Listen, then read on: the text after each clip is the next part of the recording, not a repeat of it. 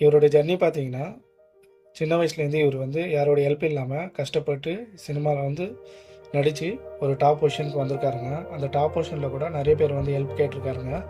இவர் மறக்காமல் யார் யார் எனக்கு ஹெல்ப் பண்ணாங்களோ, யார் யார் பண்ணலையோ அவங்களுக்கு கூட சேர்த்து ஹெல்ப் பண்ணியிருக்காருங்க. கண்டிப்பாக இப்போ இருக்க ரஜினி கூட அது மாதிரி ஹெல்ப் பண்ணது இல்லைங்க. அவருடைய லைஃப்பில் வந்து இது மாதிரி ஹெல்ப் கூட பண்ணியிருக்க மாட்டாருங்க.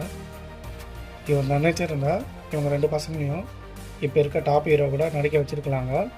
ஆனால் ஒருபோதும் நடிக்க வச்சது இல்லைங்க. இப்போதுலேருந்து தெரியுது இவருடைய கேரக்டர் எப்படின்னுங்க.